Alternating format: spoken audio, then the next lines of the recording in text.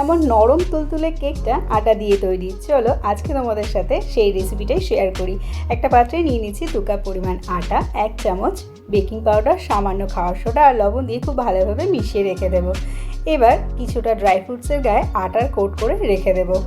একটা পাত্রে নিয়ে নেব 1/2 কাপ পরিমাণ সাদা তেল, 1 কাপ পরিমাণ টক দই, 1 কাপের থেকে একটু কম পরিমাণ গুড় আর সামান্য একটু ভ্যানিলা এসেন্স দিয়ে খুব ভালোভাবে মিশিয়ে রেখে দেব। কেক টিনটার গায়ে খুব ভালোভাবে তেল মাখিয়ে নেব। একটা পুরানো পাত্রে আমি কিছুটা লবণ দিয়ে এটা প্রিহিট করতে রেখে দিলাম। এবার আটার মিশ্রণটা দইয়ের মিশ্রণের মধ্যে অর্ধেক অর্ধেক করে দুবারে খুব ভালোভাবে মিশিয়ে নেব। এর মধ্যে দিয়ে দেব সামান্য একটু দুধ। এবার খুব ভালোভাবে মিশিয়ে নেব। দিয়ে দেব আগে থেকে রেডি করে রাখা ড্রাই ফ্রুটস। এবার সব ভালোভাবে মিশিয়ে কেক টিনের মধ্যে দিয়ে 25 মিনিটের জন্য কম আঁচে বেক করলেই রেডি আটা দিয়ে তৈরি নরম তুলতুলে কেক।